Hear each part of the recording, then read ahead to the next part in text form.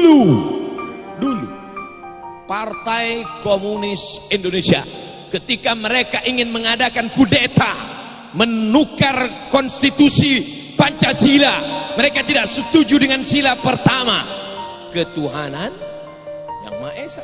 Karena kata komunis Tuhan itu tidak ada. Apa kata mereka?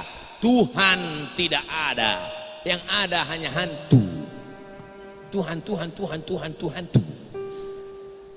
Kata mereka Tuhan dengan hantu itu sama. Tuhan tidak pernah menciptakan manusia. Manusialah yang menciptakan Tuhan dalam kepalanya, berhalusinasi. Tuhan itu hanyalah hayalan, Tuhan itu hanyalah imajinasi. Tapi ketika komunis datang ingin menggulingkan pemerintahan yang resmi, siapa yang mereka bantai pertama? Ulama mereka fitnah, ulama mereka culik, mereka congkel matanya, mereka bunuh. Fitnah yang luar biasa. Hari berganti, musim berubah, isinya itu juga. Maka kita harus tetap waspada. Siapa yang bisa mempertahankan NKRI ini, Negara Kesatuan Republik Indonesia, akan tetap tegak berdiri kalau pondok pesantren masih tetap meneriakkan Allahu Akbar. Allahu Akbar. Bangga kita, Hari Santri Nasional tanggal 22 Oktober, Hari Pahlawan tanggal 10 November. Apa hubungan 22 Oktober dengan 10 November? Jihadnya 10 November, fatwanya keluar 22 Oktober. Anak-anak santri harus ngerti sejarah itu. Datang ulama-ulama, datang jenderal-jenderal, datang pejuang-pejuang ke rumah Hadratus Syekh Kiai Haji Hashim Asy'ari di pondok pesantren di Tebu Ireng Jombang, meminta fatwa karena ini Belanda sudah menyerang. Minta fatwa orang yang ragu-ragu berperang, jihad, karena takut mereka ini bukan jihad, ini jahat.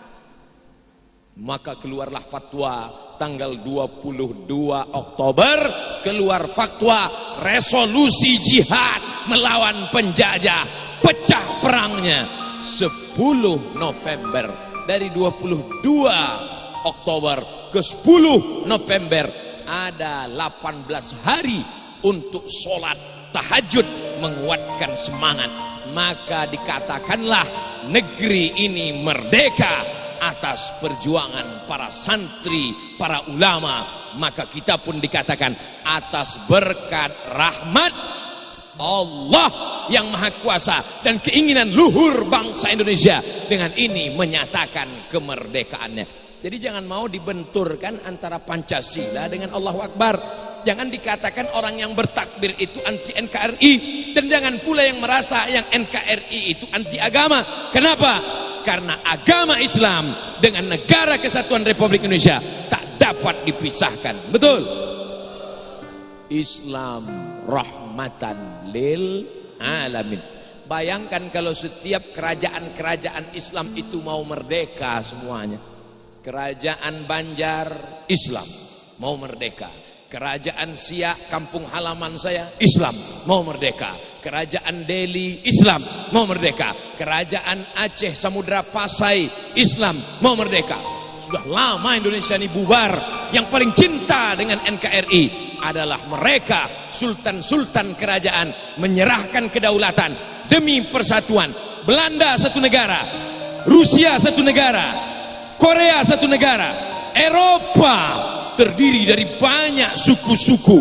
Ada orang Prancis, ada orang Jerman, ada orang Inggris, ada orang Belanda. Sampai hari ini negara kecil, tapi kita berbeda. Dulu negara kecil, namanya negara Kerajaan Banjar.